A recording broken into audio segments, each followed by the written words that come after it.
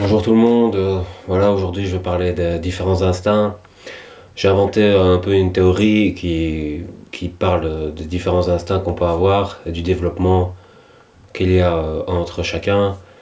En fait, pour moi, chaque être humain est un peu comme une fleur qui est à l'état de bourgeon et puis qui se développe et qui s'ouvre. C'est un peu, ça rejoint un peu ce que Nietzsche disait sur la volonté de puissance en fait. Donc voilà, je vais commencer par expliquer. En fait, il y a d'abord l'instinct primaire, que j'appelle ça, puis l'instinct secondaire, puis l'instinct universitaire. En fait, c'est pour faire le lien avec le parcours scolaire, pour montrer qu'au début on apprend les bases, et puis on élabore les ramifications par la suite. Ça devient plus technique, plus complexe, et aussi plus qualitatif forcément. Donc voilà. D'abord l'instinct primaire, bah, c'est l'instinct qui est celui de survie. C'est l'instinct pour les besoins. Par exemple, c'est celui qui répond à la pulsion directe. Dès que vous avez une pulsion, votre instinct primaire, il fonctionne et il va dans le sens de cette pulsion. Vous avez faim, il faut manger, voilà, etc. Et donc il n'y a pas de filtre du tout pour l'instinct primaire. Après, quand vous vous construisez intérieurement, vous arrivez à l'instinct suivant, qui est l'instinct secondaire. Alors l'instinct secondaire, lui, c'est plus de la prédation indirecte. Donc instinct primaire, prédation directe, comme la loi de la jungle. Et puis l'instinct secondaire, prédation indirecte. Donc là, on est plus dans la diplomatie, mais ça reste de la prédation.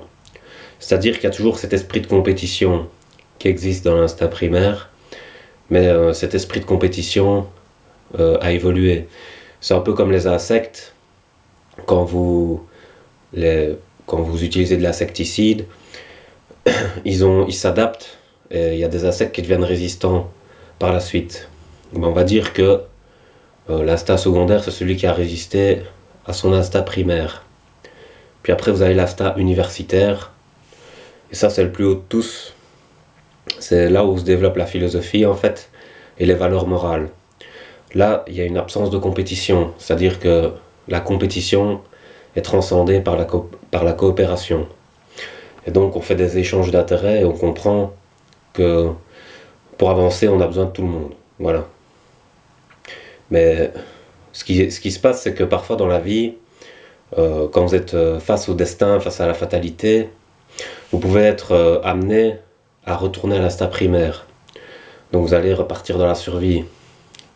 Un peu comme les aventuriers de koh, même si ça reste soft. C'est pas encore la Hunger Games, parce que là c'est la vraie vie, mais c'est un peu ça, vous voyez le concept. Et sinon, plus la société se développe dans le sens constructif, plus il y a d'individus qui se développent jusqu'à l'instinct universitaire. Et comme pour le parcours scolaire, quand la société est décadente, ben, il y a de moins en moins de gens qui vont jusque là. Donc il y a de plus en plus d'instincts primaires et des prédateurs directs. Ce qui fait que l'atmosphère devient invivable, insoutenable. Et qu'on tend vers la guerre. Tandis que le pacifisme, c'est plus l'instinct universitaire. Donc voilà, c'était pour vous présenter les différents développements à l'intérieur de soi. Et on peut passer de l'un à l'autre.